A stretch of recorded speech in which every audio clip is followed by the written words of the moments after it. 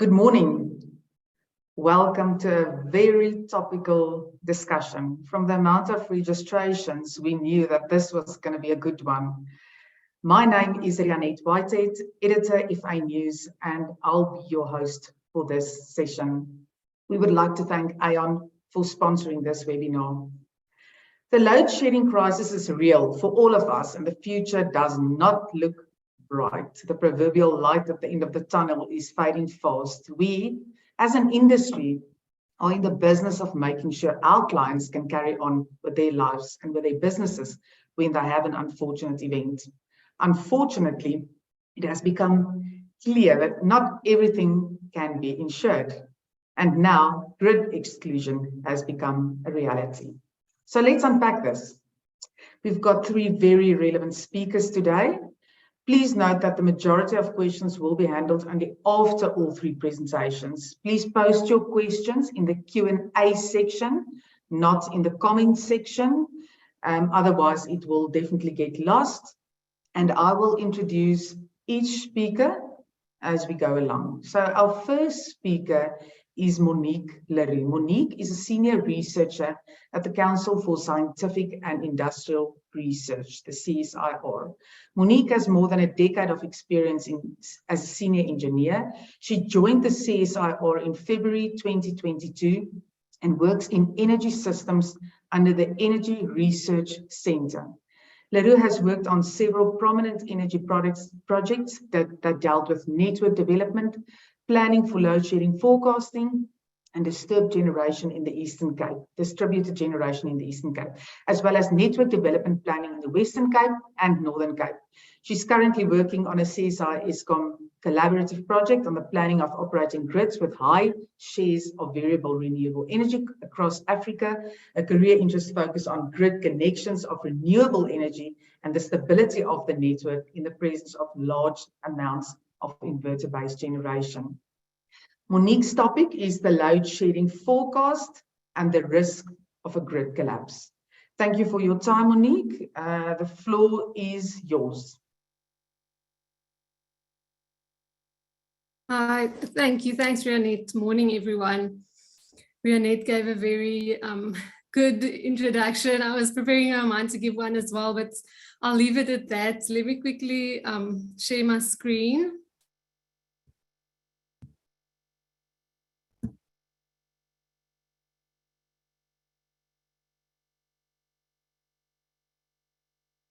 There we go. Okay.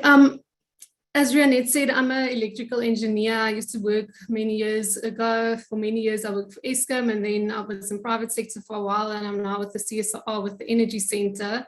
The Energy Center gives us a good platform because we work with government, we work with most of the municipalities, we work with, we're on the Energy Crisis Committee, we work with the Ministry of Electricity, so we get a really nice overall view of what's happening in the energy industry, of what's happening in energy in general in South Africa, and I've got some interesting facts that I want to share with you today, and then obviously looking a bit and unpacking the grid collapse issue. So firstly, I'm going to start off just looking at load shedding statistics in South Africa, and then maybe just a bit about the power generation in South Africa, which gives some context to load shedding and where we're finding ourselves at the moment. And then that leads into options of how we can get out of this crisis.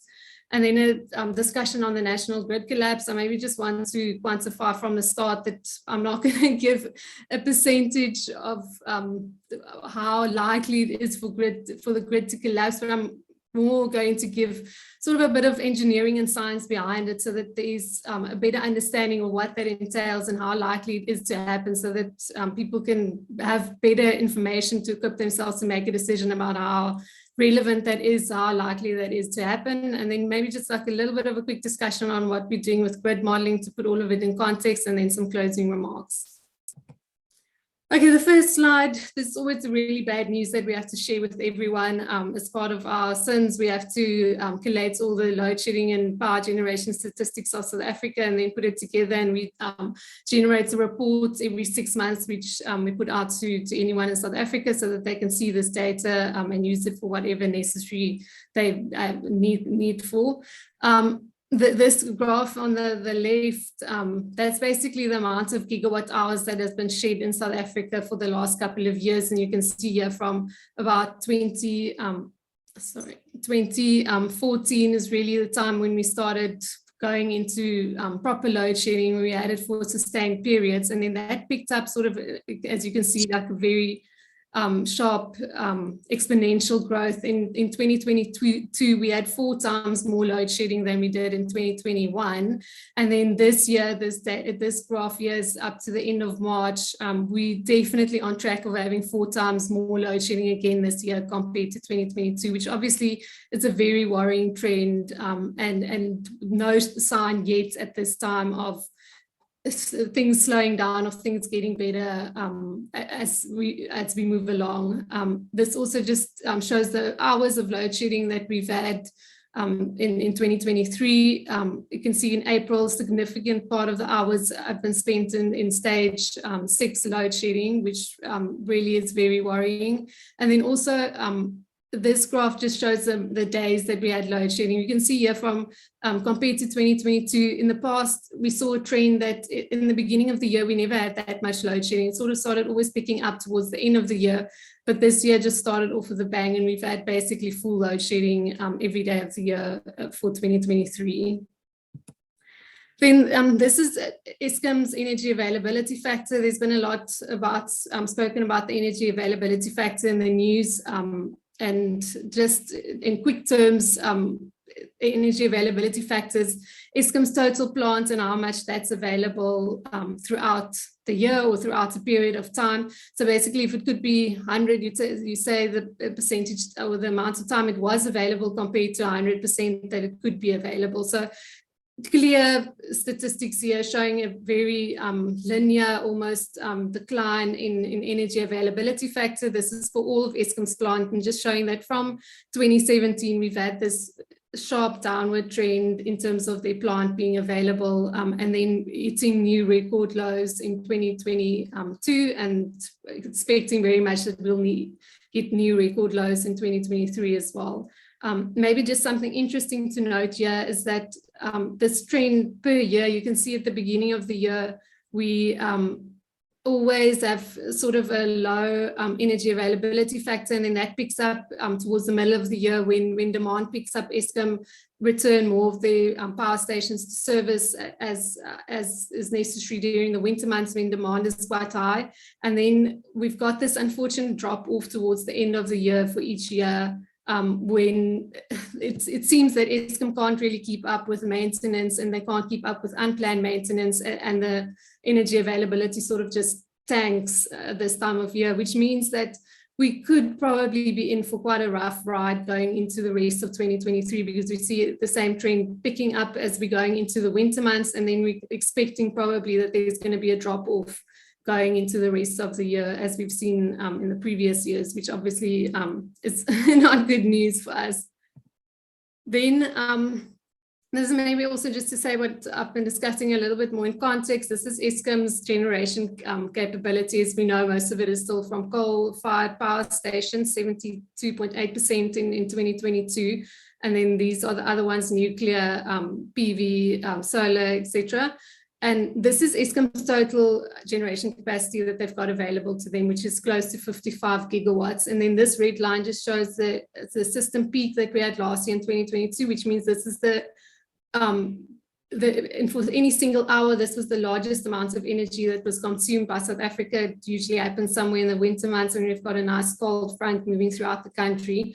But that is only 65% of the total capacity. So this means that we have got enough generation capacity to meet the energy needs of the country. It's just the fact that Eskom can't keep these plants online for enough time to generate from them. So that's why we're sitting in the crisis that we currently have.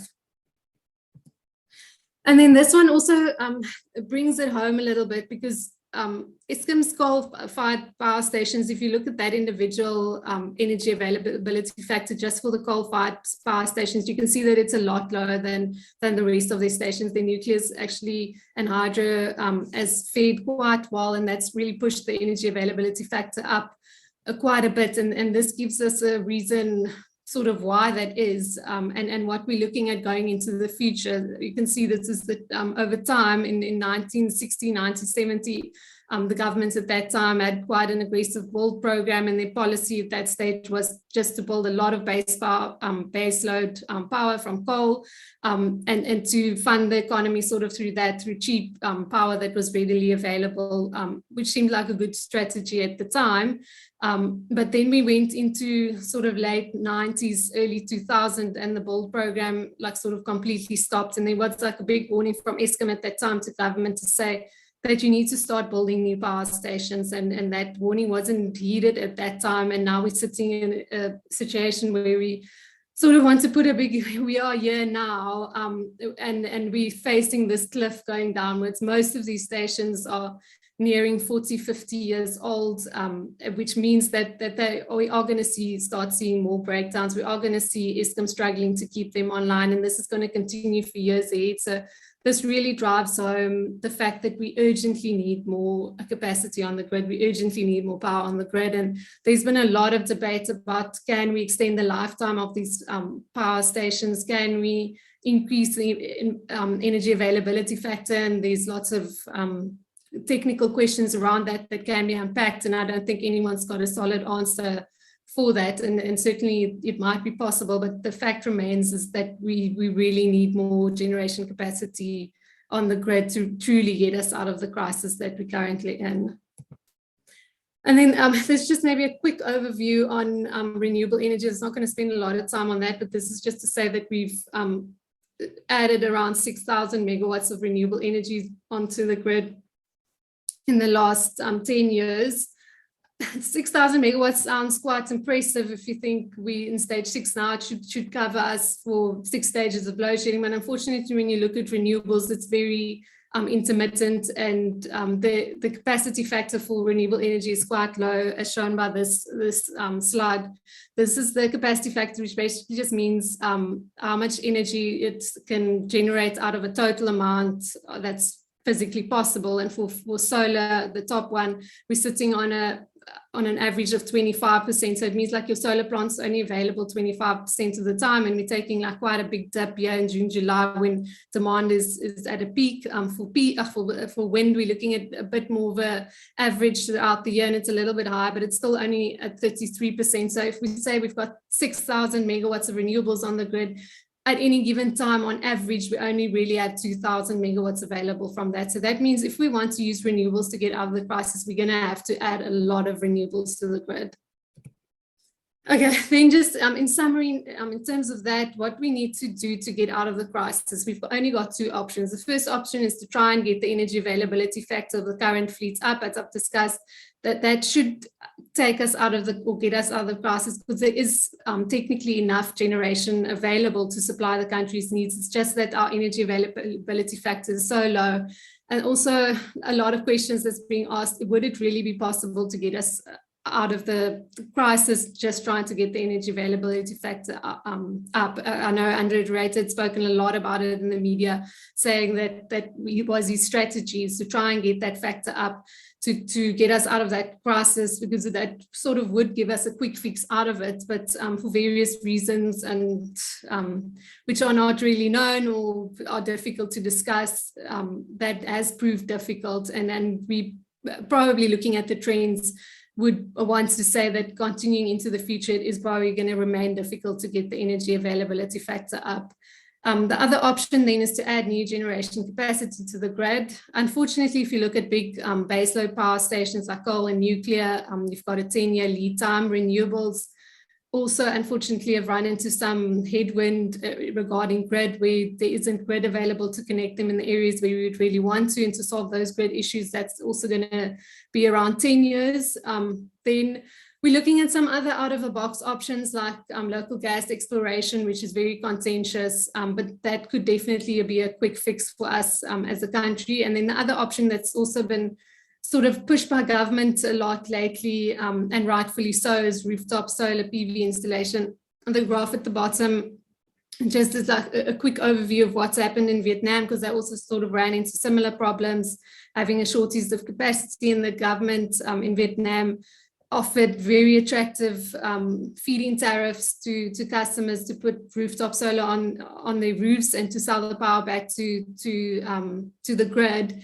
And they were able, within the course of a year, to add around 10 gigawatts of power onto their grid. And you can see here in December, the end of December was the time that offer for a feed-in tariff expired. So there was just this incredible boom of rooftop solar capacity. And that's definitely a model that South Africans South Africa can learn from, and what's possible if the whole country sort of pulls together and try and get us out of the crisis.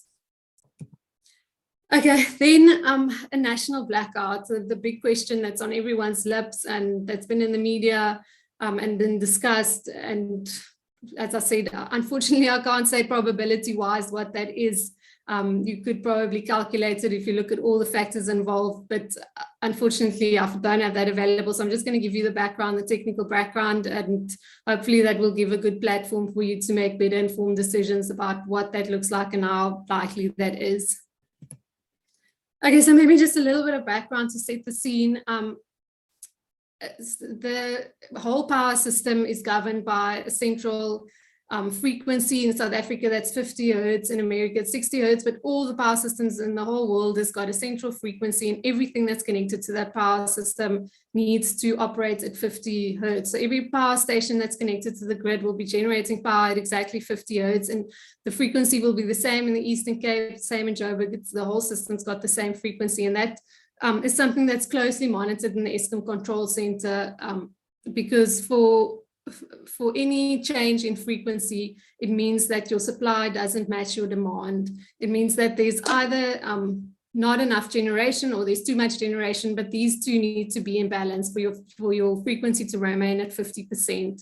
So if you've got too much generation, your frequency would go higher. If you've got too little generation and too much load, too much demand on your system, then your frequency would start falling, which is a situation that we've sort of have in South Africa rather than oversupply. And the reasons for this can be varied, and just made a note of this deadband. Your frequency is always going to fluctuate a little bit below 50, a little bit over 50, which is completely fine because you've got things on your network that change. Large customers connect and disconnect. You've got a massive line that falls down across a highway in Pretoria, normal stuff like that in South Africa, or more commonly a large generator that has a fault and that disconnects from the system. So your frequency is always going to deviate, but you've got this band, which is fine, and no one's going to ever complain about that, because your system is quite resilient, and especially a system that's got big generators connected to it can ride through faults and can sort of compensate for faults a lot better. And we've got quite a robust system at present, because we've got a lot of large generators connected to that gives our system inertia, and that causes the system to be resilient against faults on the network. So for generators connected to the network, they won't ever be operating at exactly 100%. There'll always be a little bit of spare power, so that when the frequency deviates a little bit, the generators will automatically pick up that there's a frequency change, and that they'll either decrease supply or increase supply to try and stabilize your frequency again automatically, so that this happens automatically within a certain band. And that happens all the time. It's happened for many years, and that system works quite well. But then obviously in South Africa, we're sitting with the situation where we don't have enough generation and we've got too much load. So we often go out of, not often go out of that deadband, but we would go often out of that deadband if there weren't measures applied. So this is out of the NERSA standard, which is the NRS 048, which is a national standard that's regulated by law and by NERSA. So everyone that's connected to the network, to the grid, Eskom, municipalities, everyone have to adhere to this. And Eskom have to adhere to this as well. And this is sort of gives a framework and an outline for Eskom how they should operate their grid and how they should implement load shedding. So this just gives sort of the how it's increased. So this is sort of your normal control situation where there's enough generation that can meet your demand, and you'll always try and meet that with your baseload power stations, your nuclear coal and IPPs. And then if there's not enough of those, you would start your hydro generators. If there's not enough of those, Eskom will go to gas turbines if they've got gas available. After that, they'll try and phone the companies that participate in the demand market participation program to ask if they can reduce load. And then after that, then they'll implement load shedding. They're supposed to declare a state of emergency when load shedding is implemented. At the moment, they probably just have a permanent state of emergency declared, and then they go into stages 1 to 4, and after that, stages 5 to 8 at the moment. Okay, so just maybe a bit of an overview of normal load shedding measures that Eskom implement to try and balance the system. It's load shedding, we've all come to know that and hate it. And we're very familiar with it at the moment. Load shedding is a very well-controlled measure that Eskom uses to balance the grid. And throughout the years, they've worked out schedules that they implement around the clock, and this has been done quite well. And the control systems have sort of waxed how this is implemented. So there really should be a lot of comfort that Eskom will use this first measure load shedding to balance the system out. Just maybe a bit of background, Eskom and municipalities, I just put the map of City of Cape Town here because they've got a nice map available, but the whole supply area, and that's the same for Eskom as well, is divided into 16 blocks. So each block represents 5% of the load. So for stage 1, you'll switch off 1 block. For stage 2, it's another 5%, it's 10%, and you'll switch off another 2 blocks. Stage 6, you'll have 6 blocks off at the same time. So at the moment, if we in stage 8, which we haven't reached yet, but likely would during the course of this winter, half of the load will be on and half will be off. Maybe just a note that half is half of 80%, because Eskom and municipalities can't shed all their load as per the NRS principles.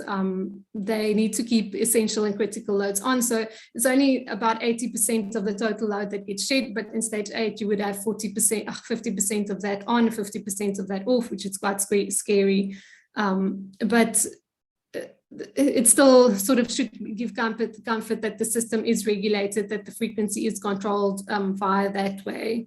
And then the other measure that I'm going to talk about now, which is really the great fall arrest system for the grid, and which sort of is a very good line of defense against a grid collapse, is the under frequency load shedding scheme. And in NRS, the first principle of load shedding is that all of load shedding should be done in a manner that protects that scheme from operating, or protects it to operate the way it should. So as I've been saying now, all of the load shedding, all of the measures like getting extra generation onto the grid, that's something that needs to gets done in quite a long time frame, like an hour or 2 or 10 minutes to 30 minutes. If the operator sees that we're running out of generation, there is a time frame available where your system can continue at a little bit of a lower frequency, or your system will compensate and your frequency will be brought up. But then, and this is where the big worry comes in, is if there's a big loss of generation on your network, several stations trip in sequence or something like that, then you need immediate response. And in the media, they've often spoken about this, and this is really completely wrong of them to sell it like that there's the operator that's sitting there that needs to push a button or needs to phone a hydro station and tell them to start generating. And if it is an event where you need to respond immediately, it's not going to work like that. There's protection equipment that's installed on the Eskom network that will respond immediately, and that will save the system and save the core of the system, so that we won't see a national grid collapse. And this is also governed by the NRS 048, and it's implemented widely in Eskom, and all the municipalities, they have to adhere to it, and they have to have that system on the network to protect the network against grid collapse. So just quickly to just give a bit of background on the under frequency load shedding schemes, there are relays on the system that sit there, and their only job is to look at the frequency, and if the frequency starts falling below a certain amount, they will shed load automatically to bring your system back into equilibrium. So your demand will be dropped off your system instantaneously. It happens in milliseconds, and your system will be saved like that. And Eskom is very good at maintaining the system. Every relay gets tested once a year. They have to actually simulate a fault. They inject a low frequency into the system, and they check that those relays operate, that the break is open, and that the load is shed. And that has to be reported back to national control. It gets signed off and gets kept on record. So this just gives a bit of a schedule of how that happens. So here in the green and yellow, that's normal operation where you've got your reserves. Eskom always keeps a reserve margin of 2,200 megawatts. That's like pump storage or OCGTs that they can phone at any time and say, start operating, start your machines. And this can happen within a few minutes. And you've almost always have got that leniency of having a couple of minutes available for your system to recover, or even longer. And Eskom does the day ahead and week ahead planning, so they know very well how much generation is available on the system for any given time. But then after that, if your frequency starts dropping below a certain level, below 49.2, that's when your under frequency load shedding scheme will start operating. And then you've got a certain amount of load that's connected to that scheme. So it was for each frequency drop, a certain amount of load on the network will be shed. So that happens automatically. It happens within 200 milliseconds. No one has to sit there and press any button. There's nothing that needs to get done manually. This is completely automatically, and it is tested regularly, and it will save the system. And as I've mentioned here, the last event, under frequency load shedding event that there was in 2018, because of the fact that load shedding is such a controlled manner, and it's being implemented in such a good way that the system doesn't even need to get into a place where it needs to respond automatically. This is just a quick overview of what we do. There's this a model that we work on. Basically, we do all our work on it, and Eskom also do a lot of their work on it. We share the model. It's a model of the whole grid of South Africa, which every substation, every line, every transformer, all the load, everything is modeled in that system. And it's a big software package, and you can model anything on the network. If any line falls down, or if any generator trips, or anything like that, or no new generation comes online, you can model that, and you can see exactly what the response on the network is. So here, this was a project that we did with Eskom last year, which looked at the response of the network for various amounts of renewable energy that's brought online on the grid for the various years according to the IRP. And then we took the frequency down to the deadband, below the deadband, and then we tripped like a lot of generators all at once. And then you can see exactly how your frequency responds. And you can see that for that case, for the years with the changing amounts of generation on the network, your frequency will respond. This is just by governor control, which means that your existing generators are controlling that. There was no amount of, you didn't have to implement load shedding, you didn't have to implement under frequency load shedding. Your system could respond automatically. So these tests get done regularly by Eskom and by us at CSRR. So it just sort of should give you a bit of comfort that we don't just put generators on the network and guess whether it's going to be okay. We test it. Eskom tests it a lot more regularly than we do, and we can see exactly what happens to the system. And they know for any given period of time how close they are to being at risk and not. Yeah, so that's it. And then last slide. Just the grid collapse in the media, we've all seen it. We've gone through all these articles, and it really makes my blood boil a little, because they take it completely out of context, and they usually talk to people who've got no technical knowledge of what's going on in the network. And I haven't seen one interview that's been with a person who actually has good knowledge of what happens in the background, good knowledge of what happens on the grid and how that's operated. It's all about, like a lot of it has been with economists and people who are not even in a technical capacity. And this puts in unnecessary amounts of fear on South Africans to say that it's imminent. It's something that we should start thinking about, rather than something that, yes, it could happen one day, or there is a big risk, just as there's a risk that a meteor can hit the earth, but it's something that's very far away, and that isn't something that people should be actively concerned about right now. I've spoken to recently to Eskom Control Center, to the engineers who are responsible for the under-frequency load shedding scheme, and all of them said to me that they sleep soundly at night. None of them are worried that we're going to have a grid collapse. Like, they know how unlikely it is. And then I hope that that sort of gets filtered through, because it's not fair to put unnecessary fear on people, and for people to feel that it's something that's imminent. Okay, just summary, we are in a crisis. We're probably going to still see sustained levels of load shedding and high levels of load shedding for the years to come, but a grid collapse remains incredibly unlikely, and there is still hope. And I feel if people think that grid collapse is something that we're staring in the face right now, they lose hope, and they feel that they can't tackle the problem, because no one wants to have an Armageddon situation where you have to fend for your life and fend for your family, and we're not there yet. I think people need to remember that there is still hope. We can turn the situation around, and I hope I brought that message across today. Thanks so much. Thank you, Monique. That was really, really, really insightful. There's a few people who ask if your slides will be made available. Can we share it? Yes, I can, okay. No problem. Okay, and then someone also asked if there's a way for them to get more regular access to the decks that you've shared. I know it's probably the stuff that you deal with, but I think it was extremely insightful. So is there a way or not really? Well, which information specifically is that? Oh, just some of the decks on your stats, people. Yes, we make it available every 6 months. We publish a report, so I can share that link to where the report is published. But yes, that is available, and it is in the public domain. Okay, that's great. Monique, it was good to hear that you ended on a positive note. So although it started off quite grim, I do feel a little bit of hope. I'm going to ask you 1 or 2 questions.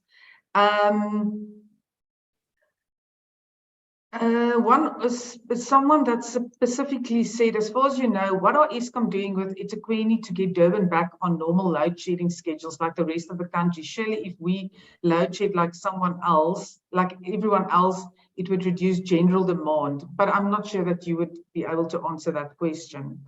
No, I don't know about eThekwini specifically, but I can maybe just in general say that each municipality is allowed to operate their system the way they want to.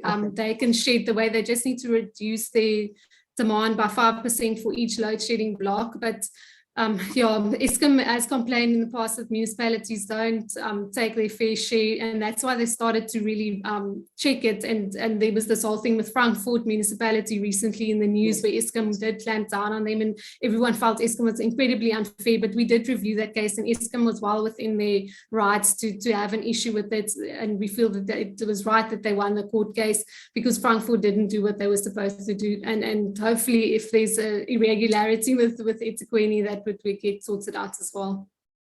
Quickly touching on the Frankfurt issue, we feel that they're doing people a favor by generating their own power. What was the issue? So the issue was just that they were generating their own power, and Eskom said that they support that 100%. But the fact is that they were generating power from PV plants. So PV, as I've showed, it isn't reliable. There's a lot of variance that goes off that. So one of the big issues was that if, say, they're generating 10 megawatts at this time, and then suddenly a cloud comes over, then suddenly it drops to 2 megawatts. PV is very volatile like that. If you've got sudden cloud cover or something, then suddenly they just drew from the Eskom grid again, even though they were supposed to be load shed at that time. So Eskom said they can't allow that. If everyone does that, the grid is going to become incredibly unstable, and they can't regulate that. Okay, right. It's all about the planning, I suppose, then. Yes. Thank you, Monique. That was extremely insightful, and I'm sure we'll come back to you towards the end of the session again. So thank you very much for that. I'm going to move over to Vivian Pearson, CEO at the South African Insurance Association, the representative body of the non-life insurance industry. Vivian has been with SAIA forever, and I think since the CEO since 2014, Vivian. So Vivian will talk about grid exclusions, the bigger picture, and she'll touch specifically on the insurer side. And I've asked her to just touch on the latest SASRIA news that we've received. Over to you, Vivian. Thank you, Renate. And good morning, everybody. I'm very impressive how everybody is so interested in this subject from the number of people who have joined.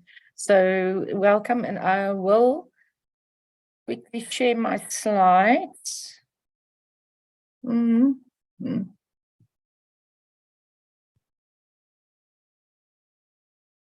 Yeah.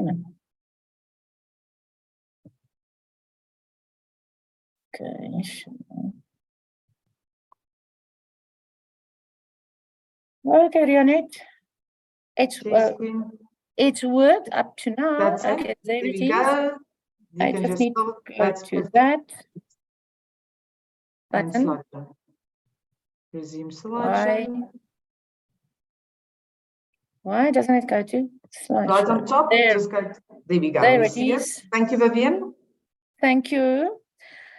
All right, so I think I am very happy about where Monique ended her presentation, because Saya has been involved. Let me just go. I'm going to skip a few slides because Rionette told me in no uncertain terms my slideshow is too long and I only have 20 minutes. So let me go back to my agenda. I'm just going to introduce how we got here. I'm not going to talk much on Eskom, but from our insurance industry point of view, how did we get here where we are now, and not providing cover for grid failure anymore. And it speaks to the broader environment. So there's a new reality, which a very different risk landscape, which I will touch on a little bit. And then the response to all these risks, and then the potential impact on it, but also the risks around how we are dealing with these new risks, or increasing risks, and then maybe a few solutions. So it's a little bit broader than only grid failure. But I will probably give you a nice overview to position it properly. So in terms of where Monique ended, I'm not going to go through this whole slide because we have gotten the message about Eskom, and I do want to say, yes. How does the clear escalating of the load shedding since 2020 impacted on the thinking of the insurance industry?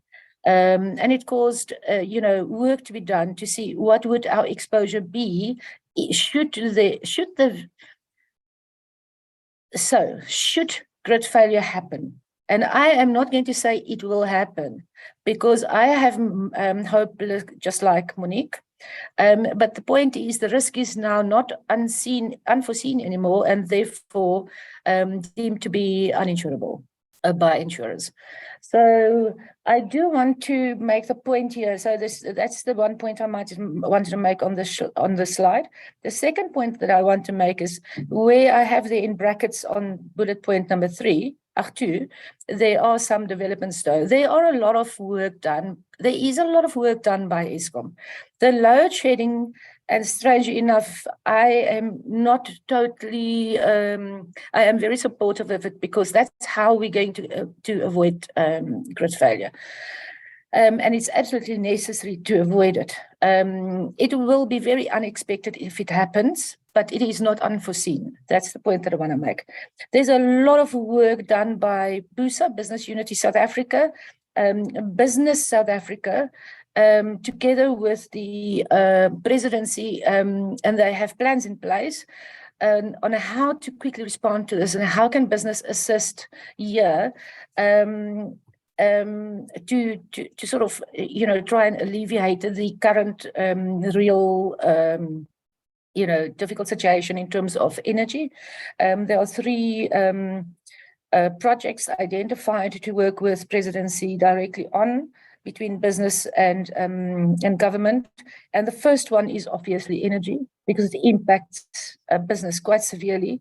And then just for interest sake, the other two are transport and logistics, which is obviously a problem and impacts business, and then crime and corruption. And one can't actually stress too much that there are some linkages between these as well.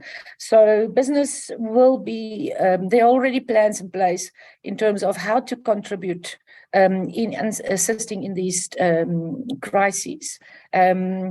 And making resources available and expertise available. So that is good news. And I'm always the last one to get very negative. But it is because I am involved in these kind of initiatives and maybe have a little bit of knowledge about what is happening in the background. Then this picture is not here to scare anybody, this slide. This slide is really to show how did the insurance industry get here. So should there be a grid failure, what does it mean? It means that the whole ecosystem will be impacted. Telecommunications first, so i.e. connectivity, there's likely to be fuel shortages, water and other services disrupted. There will be a state of emergency specifically declared in terms of the regulation or the legislation.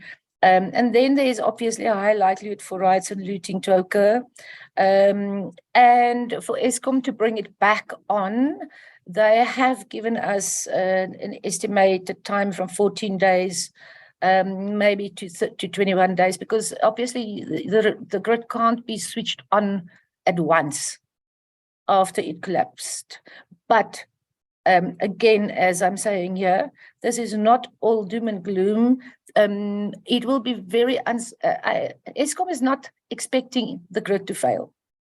And as Monique has said, they're doing great work, and they very much know about all these risks. They model things. They have experts. They they look at all the scenarios. So now, how did we get here as the non-life insurance industry? And I know everybody's going to say, so what does this have anything to do with grid failure? It does have a lot to do with all the changing environment. So, and we came through COVID, and we learned a lot from the contingent business interruptions scenario or saga. And there were huge financial losses for insurers and huge lessons. And so the lessons also being very clear on providing contract certainty, very clear on what is covered or not covered, and that definitely impacted on the decision, I think, to become very clear on grid failure. And then we had the big losses around the riots and looting, and maybe that's, the relevance there is not only the big losses, but it is also, the fact that social and political risks still remain high in South Africa. In the current situation, it's actually quite relevant to remember that.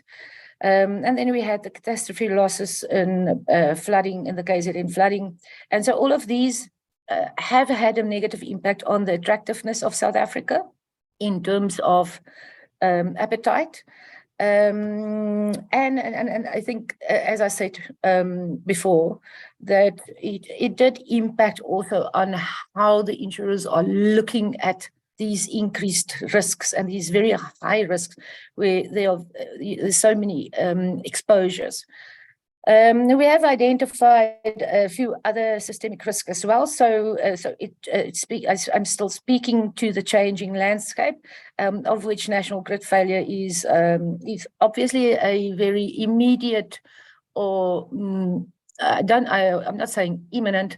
It's an immediate concern, and we've done some work together with the brokers and the UMAs to see, what would the potential exposure be of a grid failure? And, you know, they stopped counting at 100 billion rand because there are so many covers and many of them are silent. And a grid failure and that's why I showed the earlier slide. What will it mean in terms of the ecosystem around us? And there will be many, many ripple effects in terms of cover.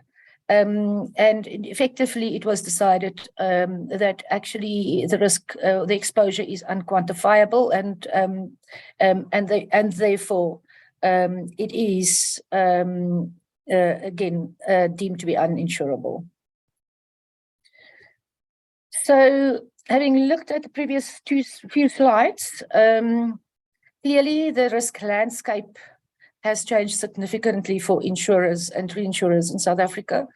And on top of that, we are finding ourselves in an environment of low economic growth, high inflation, and it's not only in South Africa. It's global and local. And then we clearly also have the exchange rate problems, with the rand not performing very well against major currencies. Now, on top of that, we have increased. So firstly, we have increased volumes of claims, and related to all of these risks, but also specifically related to electricity constraints. So, and then on the other hand, you have increased claims costs because you have the high inflation scenario. And we've had supply chain disruptions since COVID-19, motor parts and those kind of things are still impacted, and also additionally impacted by geopolitical tensions and, you know, all over the place, seemingly. It seems as if there's a new scenario every day. There are also increasing input costs, for example, on the construction side. And I know in Swiss Re's recent economic outlook, that was definitely mentioned as well by Carly. So if you take all of these things then in mind, and particularly related to grid failure as well, SAIA is in constant communication with our regulators and with National Treasury. And clearly there are lots of things that we discuss around how do we go about providing policy certainty? How do we go about educating consumers and policyholders? Because clearly, you know, some of these things, and including grid failure, is are uninsurable or deemed to be, there is a definite and a recognized need by all the role players that the industry must be financially stable for the economy to work.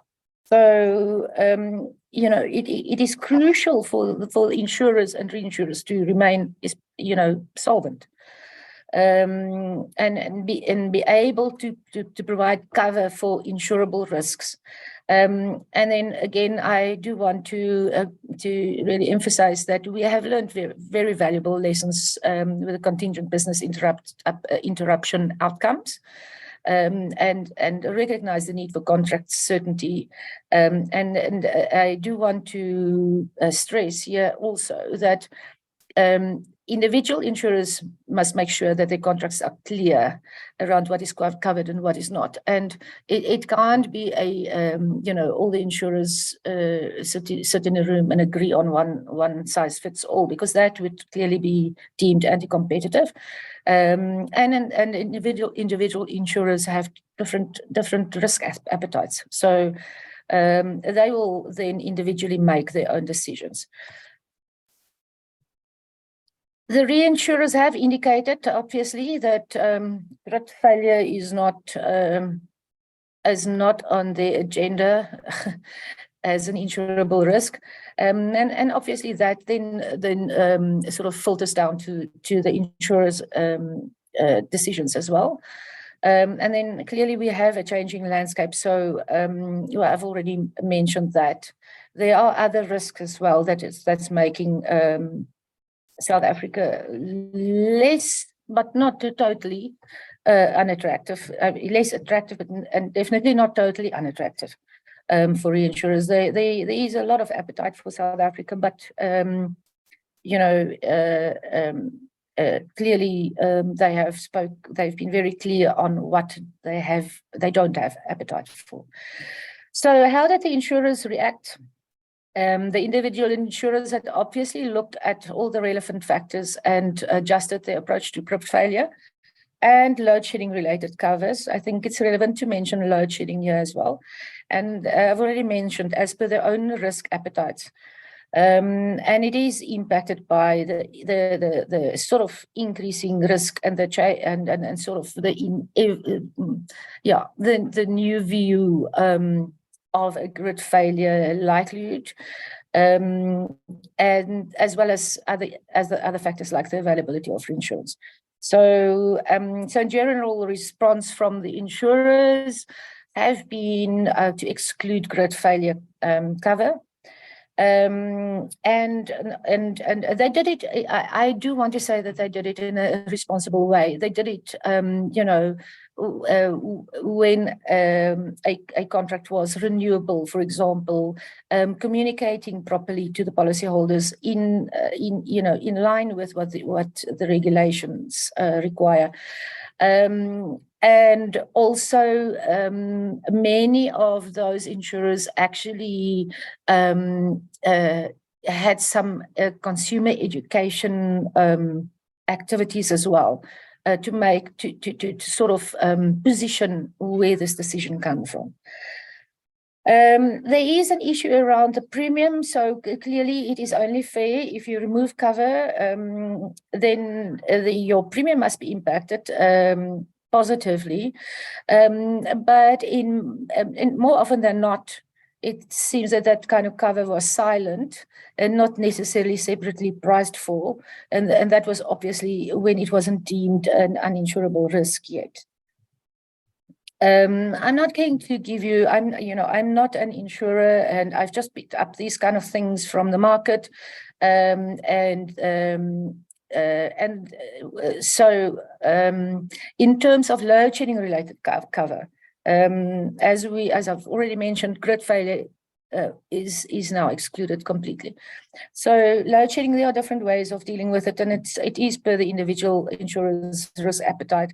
So either excluding it totally, and then with a related premium reduction, and then or separating it out, and or give limited power surge cover at an additional premium, or some have indicated that they still have appetite to cover power surge.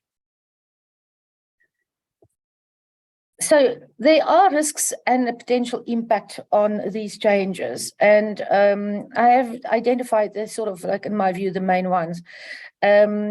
We have been very careful in communicating and having difficult discussions with, not difficult, positive and constructive discussions, but very candid discussions with the regulators and National Treasury, in terms of the sometimes unrealistic expectations of what insurance can do and what we can't do, and the lessons learned from CBI again.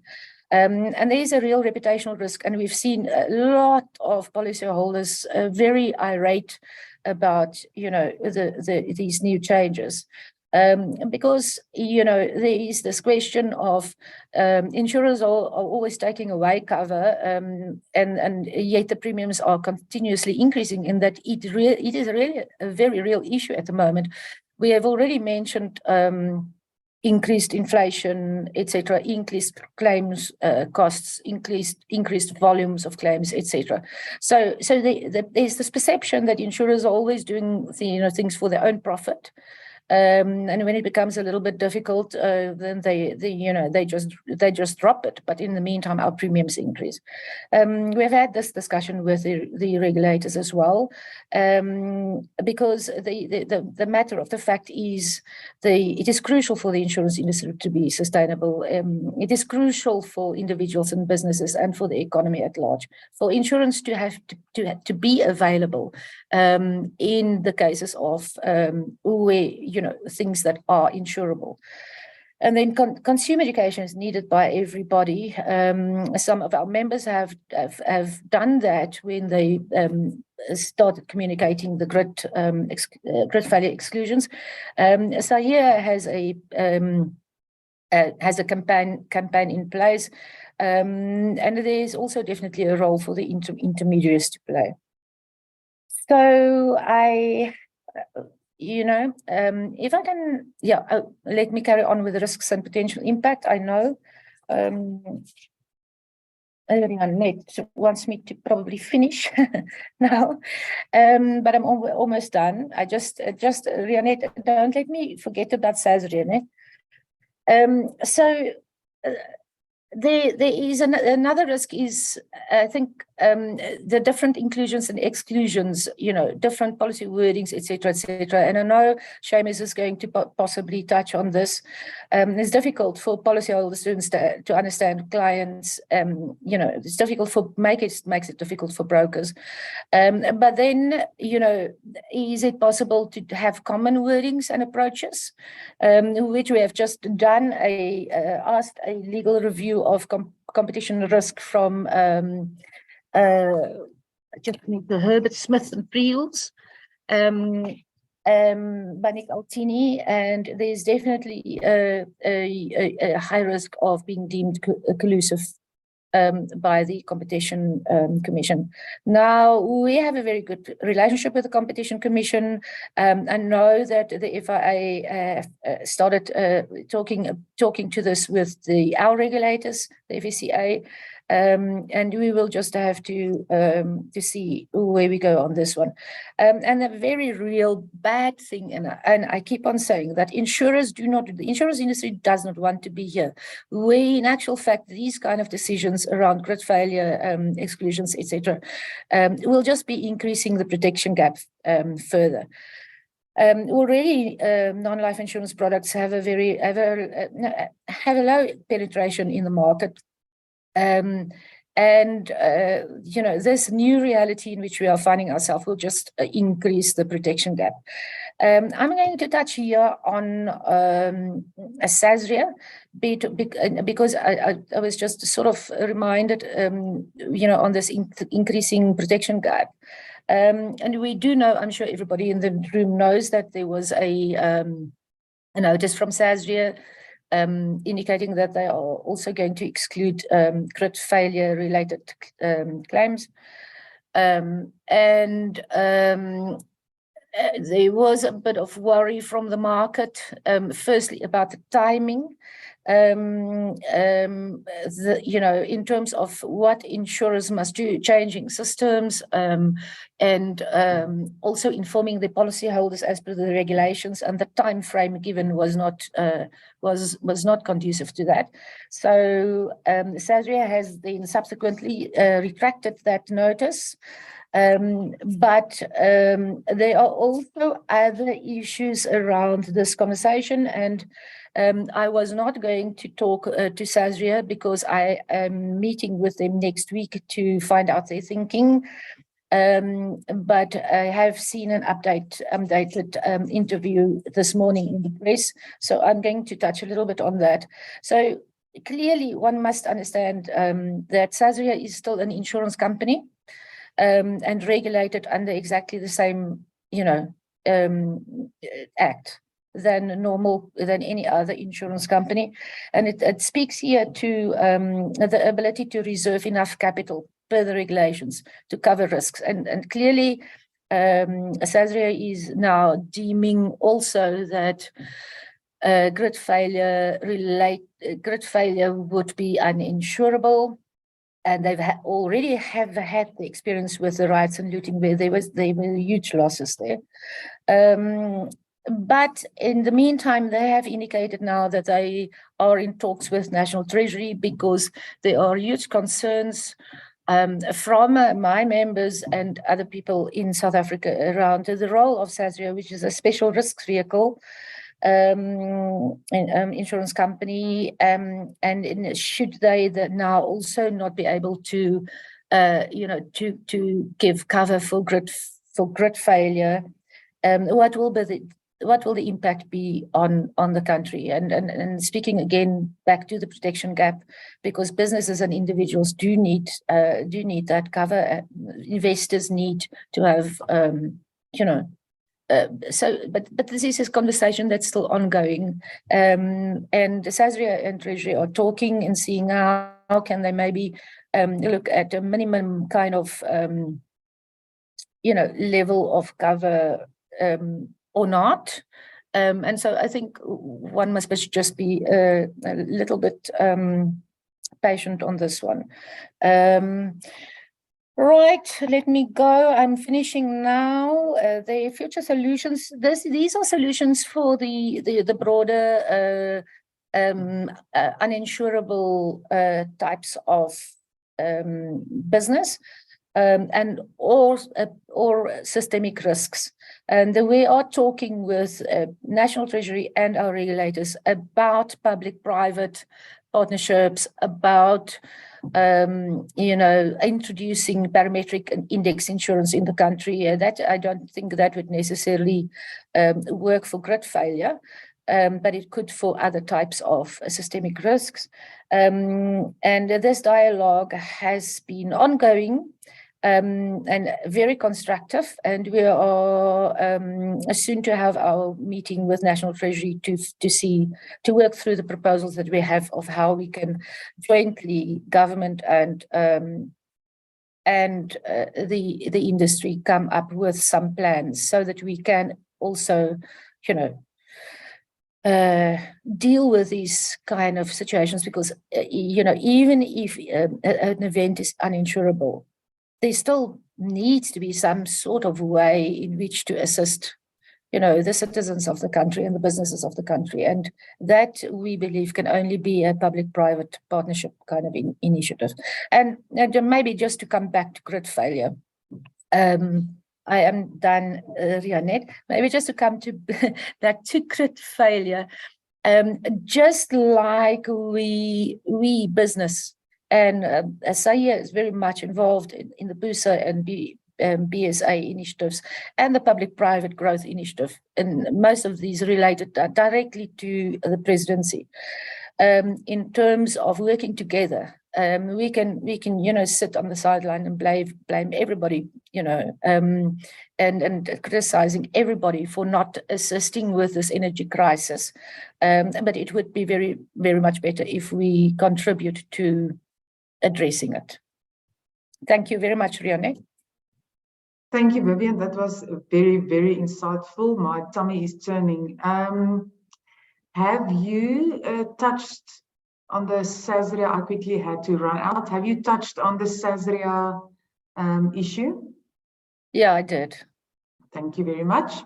So quite a few of the comments is around policy wordings. And you have touched on policy wordings. I have seen that, and it will be looked at. And there's a few scenarios that people are giving us here, but I think one of the things will SAIA release a paper on the stance of the non-life insurers on grid failure? Look, I mean, we already had a position paper. And really the position paper was around the exposure and the fact that it's potentially, and it is now deemed as an uninsurable risk, and that we should learn from CBI. So therefore your policy certainty, contract certainty, policy wordings should be very clear, and our members should reassess what they are covering or not, individually, not unilaterally. You see, individually and unilaterally, not collectively. And look at their own risk appetites, look at their own policy wordings, look at making sure that they are clear what is covered and what is not. So there is a position paper, but that position paper is only in relation to this is Saya's position. Therefore, each of you members, please go and deal with it, and which is what they have been doing. We did get a competition review on that paper as well, and that's the extent to what Saya can do. In terms of the law. Thank you, Vivian. There are a few questions. A lot of it has been addressed in your presentation, especially here towards the end. But I will come back to you after Seamus. Seamus, last but most certainly not the least, Seamus is representing the Financial Intermediary Association, the FIA, and he will take us through the hard part, the conversation with clients. Thank you for making yourself available, although you are having a bit of a breakaway, Seamus, but that's the beauty of technology. So please take it away. Thanks very much, Rionette, and good morning to everybody. The slides are being run by CN and Co. So I apologize. I don't have control over it because I'm technologically not gifted, and I'm delighted to see that the first slide is up. The one point I just want to make is the press has an immense responsibility, in my view, because every single headline that has to do with grid failure ends up on the desk of one or other underwriter in the UK or in Germany or in Switzerland or wherever it is. And suddenly they see this absolute monster of grid failure. Now, as I'll say in the presentation, I don't disagree that systemic risk is not insurable. I don't disagree that we deal with fortuity. And where we know something's going to happen, then obviously it becomes less insurable. I'm not saying uninsurable, but certainly less insurable. But the press have a very, very significant role to fulfill, and the press loves bad news. So anything that is negative, be it the riots in Zululand in KZN last year, or grid failure, or the Eskom debacle, or corruption, or whatever, gets front page news, and it is seen by parties who do not necessarily know South Africa. And with due respect to our local represented reinsurers, a number of them do not actually, don't necessarily influence those decisions that are made in the likes of Myth and Kane in Zurich or Königsstrasse in Munich. So the issue that I wanted to make is that the more negative we talk, the more likely it is that this sort of nonsense will materialize. And I regard grid failure and the exclusion is a reaction to this very, very negative position. Okay. Now, the other issue that I'll mention is around contract certainty. Sorry, if I may have the next slide, please. And then the final point is the wording variety. Every single insurer has a different exclusion. Now, Viv mentioned earlier that this would be anti-competitive and all of that sort of nonsense. Now, nobody has been to the Competition Commission that I'm aware of to say, guys, we actually need some degree of consistency here. I also happened to chat to the Munich Re, and the Munich Re, whilst they say they are not covering systemic risks like grid failure, they have not put out a wording. So every insurer has put out its own wording. Now, that hardly gives us contract certainty. And how do we describe to a customer that this policy with XYZ insurer may cover, perhaps might, you maybe have slightly better coverage here because of the phrasing of this versus what insurer ABC have put out. So we may end up with better cover here, although the price is slightly different. It doesn't really matter. You may have cover, you may not have cover. Okay. The next slide, please. And this you'll be happy to know is the final slide. I'm representing the FIA and not locked in this conversation. And the reason that I'm asked Barry Taylor as chairman of the short-term FIA's insurance subcommittee asked me to present. So we've been to SAIA for clarity, but as Viv has said, it's anti-competitive to have the same wording with the same insurers. You can't put out, you can comment on stuff, but you can't have the same stuff. Now, that doesn't give me contract certainty. We've been to the FSCA and we said to them, under TCF, we're obliged to go to our clients and give them certainty. But we cannot do it as far as grid exclusions are concerned because there are too many questions. We've been to National Treasury and we'll go again to on exactly the same mission to find and try and get some degree of contract certainty. Okay. So what do we do in our conversations with our clients? I don't think you as brokers or the brokers who are in as part of the seminar have any choice other than to advise the client of the worst possible case, i.e. there is no cover. I wouldn't go as far as to say that, you know, perhaps we can argue that if the burglar alarm if the failure goes for longer than 4 hours and your battery on your burglar alarm is only a 4-hour battery, I don't believe you can justify any sort of position other than to say it's an absolute exclusion. And then what we're trying to do as well is, and we're asking that everyone listening to this call, be you an insurer, an intermediary or reinsurer, please clarify exactly what your position is, so that at least as a minimum, we can tell the clients, the guys who pay our salaries, you know, at least we can tell them where they covered and not covered. Okay. When the FIA gets clarity from any of these sources, we will obviously confirm that to all of our members. And then hopefully we'll get some degree of press, and I'm pushing Rionette's button there. We'll get some degree of press that actually brings you know, the position and you know, restates exactly what we've got cover for or not. So coming back, and I haven't summarized what I've said, we want contract certainty. Okay, Vivian mentioned one issue as well, in that brokers were involved in the debate around a national grid. We weren't, not to my knowledge. Certainly the FIA wasn't. May have individual brokers may very well have been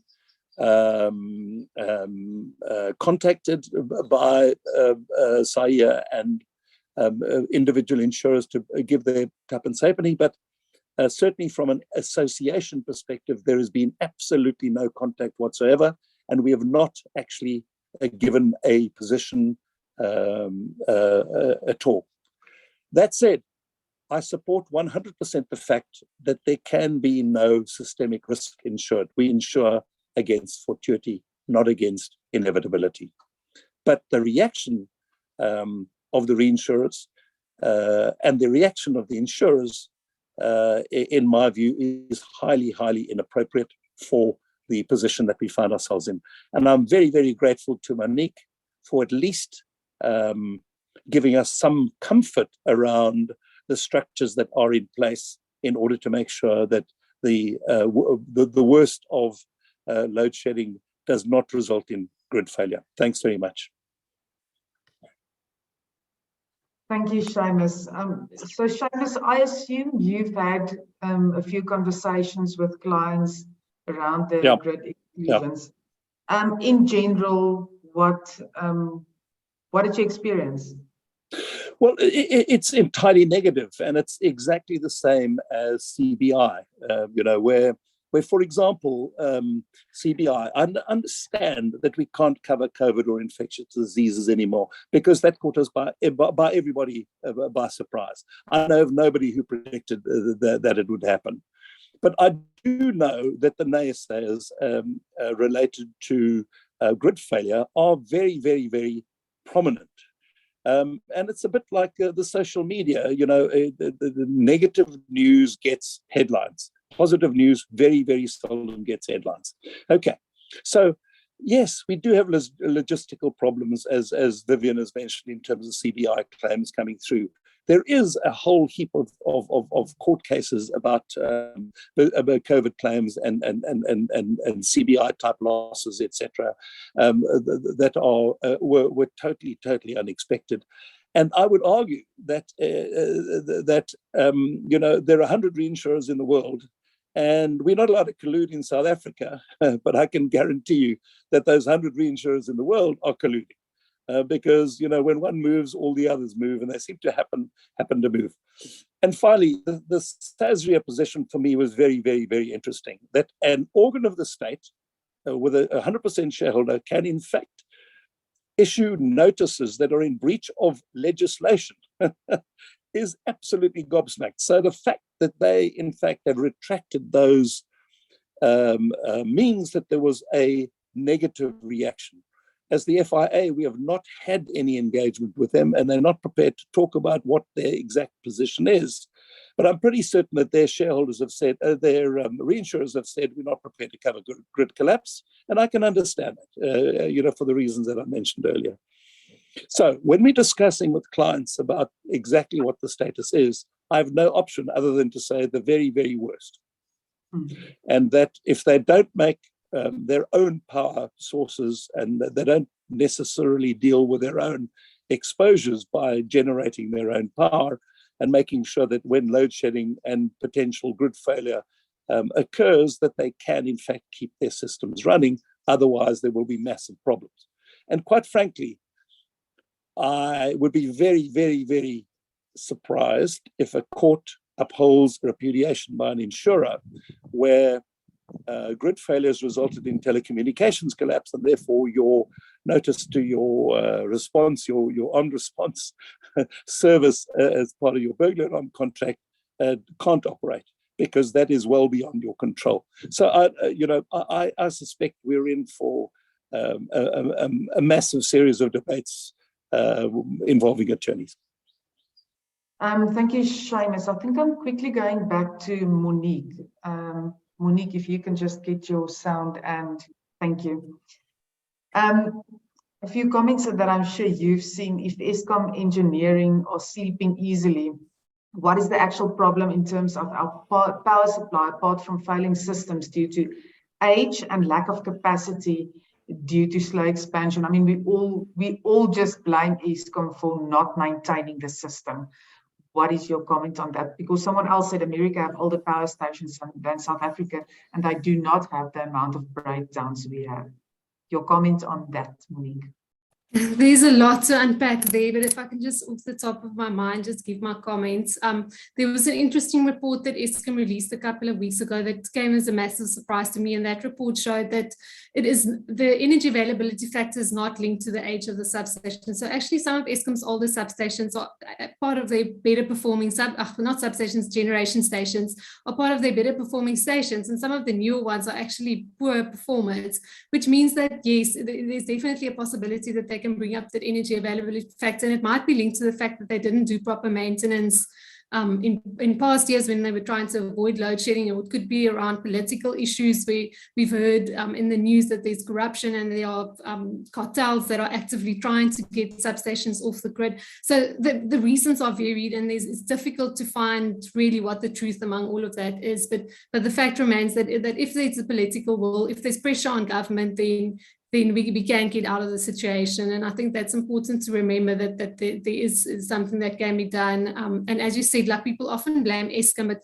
having worked for Eskom and having a soft spot for Eskom in my heart, and knowing that there are so many competent people who are working around the clock and really burning themselves out trying to keep everything together, it's not always Eskom's fault. And I feel that there's a larger burden that should be placed on government to get the right policy in place, to get traction behind this, because the answers are obvious about what needs to get done, but it seems like not resistance, but there isn't enough energy in the places that they need to be to get us out of the crisis.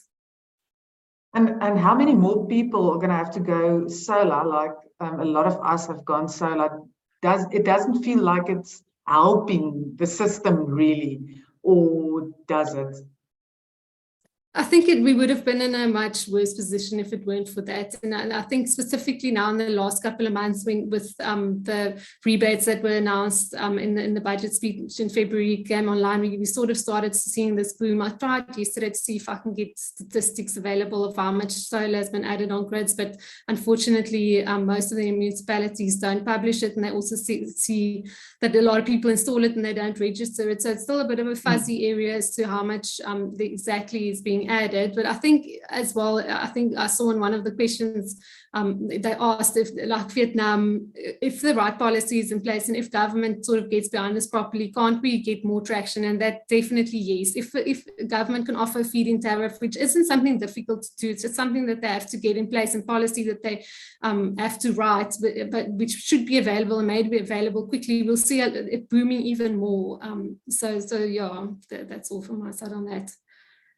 Quick comment, some people with regards to the rebates don't want to take the rebates. I've spoken to a few people and it might be not the correct view on their side, because they said previously they installed solar geysers and it came back to them, they got like an extra payment that they had to make or whatever. So I think people are also not very open to share the fact that they on a municipality or on a SARS that they are installing solar. So your stats would probably be very skewed if you get that in any case. Any comment on that? Because we feel we're going to get punished later for using the sun. Yeah, I mean, it's always that fear, and with our current situation in government, we don't always know which way it's going to go. But just from a financial perspective, we've also done a model, which I shared with, we did a lot of talks and sort of workshops with the agricultural community, with Agri-SA, and we did a model where we looked at just installing solar for a farmer and what that would mean financially. And even if they didn't get any rebate from government on that installation, it still would make financial sense. For an average farmer, they can probably pay off that system in about 4 years. And that was just a PV system without any battery or any inverter. So financially, it makes sense even if you don't get anything back from government. But now with businesses being able to claim up to 125% back, it really should make sense to government. To households, it still remains a little bit fuzzy, but I think there's definitely the incentive for governments to, for businesses to do that. Yes, most certainly. Thank you for that, Monique. Vivian and Seamus, but Vivian specifically, I'm sure you've seen there's quite a few people that comment about the fact that the wording is an issue. If we want to ensure contract uncertainty and treat customers fairly, dispensation should be sought from the Competition Commission to allow insurers to agree a common grid failure wording. People say there's no clear wording on what exactly does grid failure mean. So you need to explain there's no consistent of the intention. Surely if you want to ensure contract certainty, yeah, so I've said that. Any comment on that? I know you have spoken about that, but maybe you can just quickly just respond on the wording issue, because it seems like it's a real issue. Yeah, so again, I remember also I spoke about the different risk appetites as well. So yeah, it's very difficult to have this conversation. We are looking at ways to address this. There are, you know, even in our review, there were some suggestions we can ask for an exemption from the Competition Commission. However, an exemption, there must be a very good reason for it. And it is time bound. You can't ask for a blanket exemption and then it is there forever.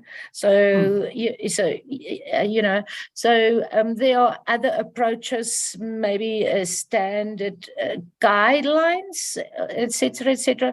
So we are looking at that. We've only just reserved the review. We're going to just have a discussion at the board next week, and we have a very good relationship with the Competition Commission.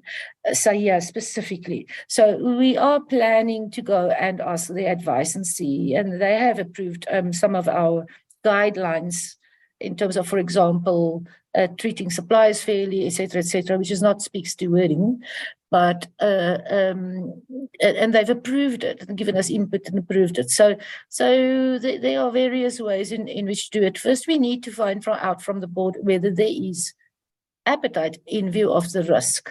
But we have already discussed, Themba and I here at SAIA, how best can we test the waters, and maybe first with the the Competition Commission.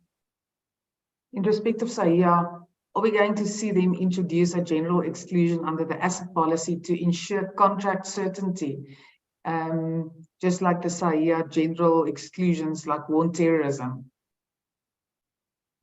Well, this is not a SAIA. This is not a SAIA wording. We have indicated, I think it was in 2014 already, that, for example, that was when the multi-mark policy was deemed anti-competitive. So SAIA clearly stated to our members that we do not that we do not prescribe them to follow that policy, and also not some of the clauses that were drawn up, for example, in the marine by SAIA in the 1980s. These were SAIA wordings which are still being used in the market, and SAIA has, because of this competition risk, which stems back to 2014 already or earlier, that we do not promote those. We do not endorse those wordings anymore. It's not SAIA's position to do this. It's not our mandate to do this either. So no, I don't think so. But the war exclusions, for example, I think there is I know that there are all sorts of wordings in marine, for example, which comes through the maritime law body, which I've just forgotten its name now. We do not at the moment believe that this is SAIA's job and or our mandate and or have appetite for it. But this issue will go to the board in the next 2 weeks as well. So we'll get further input from them. Thank you, Vivian. A quick last question to Seamus. Seamus, someone said, how would you summarize the grid exclusion when explaining it to your clients? Is there a short version?